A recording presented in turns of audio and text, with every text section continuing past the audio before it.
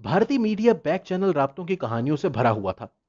کہا جا رہا تھا کہ پاکستان اور بھارت کے دو طرفہ تعلقات کو معمول کی سطح پر لانے کے لیے متحدہ عرب امارات اور سعودی عرب نے کسی قسم کی ثالثی کی ہے۔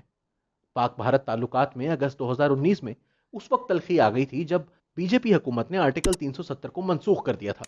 یہ آرٹیکل کشمیر کو خصوصی حیثیت دیتا تھا۔ اس پر دونوں حکومتیں مہر بلب ہیں۔ تعلقات میں بہتری کے کچھ آثار البتہ ہویدا ہیں، جیسا کہ ہائی کمشنرز کی اپنے دفاتر میں واپسی، تجارت اور ویزا سہولت کی بحالی اور دیرینہ حل طلب اہم مسائل پر بات چیت کا امکان۔ گزشتہ ایک دو ہفتوں کے دوران پیش آنے والے واقعات کی وجہ سے ان امور پر پاکستانی میڈیا میں بھی کچھ ہلچل دکھائی دیتی ہے۔ یہ تجزیہ کس حد تک قابل اعتماد یا حقیقت پسندانہ ہے؟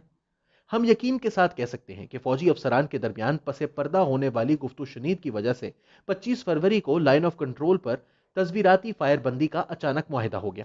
یہ معاہدہ اس وقت ہوا جب آزاد کشمیر کے علاقے بالا کوٹ پر بھارت کے جارحانہ حملے اور پاکستان کی طرف سے منہ توڑ جواب کے 2 سال پورے ہونے میں 2 دن باقی تھے۔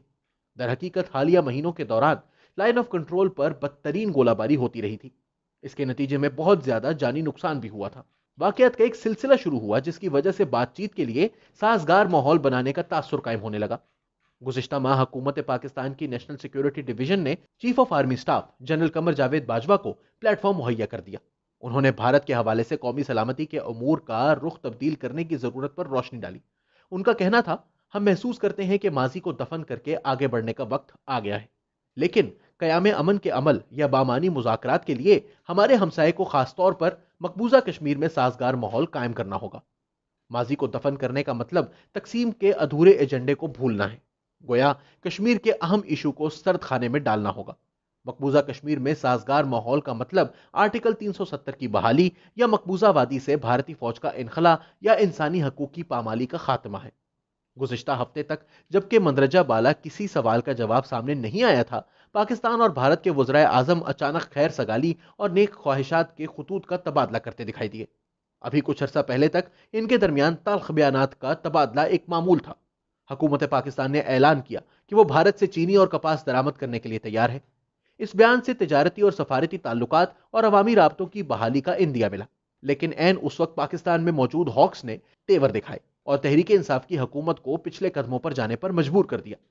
چونکہ یہ پاکستان تھا جس نے آرٹیکل 370 کی منسوخی کے بعد بھارت سے تمام تعلقات توڑ لیے تھے، اور یہ پاکستان ہی تھا جس نے حالات سازگار نہیں ہے کی رٹ لگائی ہوئی تھی، تو سوال پیدا ہوتا ہے کہ اب کون سے حالات سازگار ہو گئے ہیں، خاص طور پر جب آرٹیکل 370 کی بحالی کا کوئی امکان نہیں۔ وضاحت سے قاصر تحریک انصاف کی حکومت نے کپاس درآمد کرنے کے فیصلے پر فوراً یو ٹرن لیا۔ وزیر اعظم کے احکامات کی تعمیل کرنے والے وزیر کو قربانی کا بکرا بنایا گیا اور ایک بار پھر آرٹیکل 370 کی بحالی تک تعلقات معمول پر نہ لانے کی نعرے بازی شروع ہو گئی۔ اس دوران پاکستان کے جن سول اور فوجی افسروں نے line of control per fire بندی کے لیے مذاکرات کیے تھے، یا آرمی چیف کے حالات میں تبدیلی لانے کے بیان کی تائید کی تھی، یا جب حکومت نے بھارت سے چینی اور کپاس درآمد کرنے کا بیان دیا اور پھر اس پر یو ٹرن لے لیا، تو وہ افسران بالکل خاموش رہے۔ ان کی طرف سے کوئی بیان نہ آیا۔ کچھ جوابات کے لیے ہمیں 6 اگست 2019 کی طرف دیکھنا پڑے گا۔ آرمی چیف کی قیادت میں کور کمانڈرز نے بھارت کی طرف سے آرٹیکل 370 کی منسوخی پر پاکستان کا رد عمل پیش کیا تھا۔ آئی ایس پی آر کا بیان سامنے آیا کہ کئی اشرے قبل بنائے گئے آرٹیکل 370 یا 35A جنہیں اب منسوخ کر دیا گیا ہے کے ذریعے جموں اور کشمیر پر قبضے کو قانونی قرار دینے کی بھارت کی نام نہاد کوششوں کو پاکستان نے کبھی تسلیم نہیں کیا۔ ہم اس سلسلے میں اپنی ذمہ داریوں کو پورا کرنے کے لیے کسی بھی حد تک جانے کے لیے تیار ہیں۔ دوسرے الفاظ میں بھارت کے فعل کا ہمارے موقف پر کوئی اثر نہیں ہوا جو اقوام متحدہ کی قراردادوں کے قانونی بنیاد پر کھڑا ہے۔ ہم اسی ذریعے اس بنیادی تنازع کا حل چاہتے ہیں۔ یہ ایک عمدہ اور دانشمندانہ بیان تھا۔ آرٹیکلز کی منسوخی پر احتجاج کرتے ہوئے بھی تنازعات کے حل کے لیے مذاکرات کا دروازہ کھلا رکھا گیا تھا، لیکن سستی شہرت حاصل کرنے کی کوشش میں وزیر اعظم عمران خان نے فوراً ہی بھارت سے تمام تجارتی اور سفارتی تعلقات ختم کرنے کا اعلان کر ڈالا۔ بھارتی وزیر اعظم پر ذاتی حملے کرتے ہوئے انہیں فسطائی مودی کہا اور تعلقات کو معمول پر لانے کے لیے آرٹیکل 370 کی بحالی کو بنیادی مطالبہ قرار دیا۔ اب حقائق کا سامنا ہونے پر احساس ہوا کہ تناؤ میں کمی اور حالات معمول پر لانے کا دباؤ بڑھ رہا ہے، جس کا اشارہ جنرل باجوہ نے علاقائی امن کے حوالے سے کیا تھا۔ تاہم آرٹیکل ختم کرنے کی شرط پوری ہونے کا کوئی امکان نہیں۔ اسی طرح وزیر اعظم پاکستان ایک اور دباؤ کا شکار ہو گئے۔ امکان تھا کہ وہ اپنے بیان پر قائم رہتے ہوئے سوتی کپڑے کی مصنوعات کی برآمد کو سہولت دینے کے لیے بھارت سے کپاس درآمد کریں گے और भारत चीनी की दरामद की वजह से आम आदमी के लिए रमजान के दौरान चीनी की कीमत कम हो जाएगी। इसीलिए उन्होंने हमाद अजहर को ग्रीन लाइट दी थी। बदकिस्मती से उन्होंने ना किसी से मशवरा किया, ना सिविल मिलिट्री स्टेक होल्डर्स को एतमाद में लिया, और ना ही अपनी काबीना में शामिल जंग पसंद अनासिर और मीडिया के खदशात रफा किए। इसलिए वो शदीद दबाव का शिकार होकर यू टर्न लेते दिखाई दिए।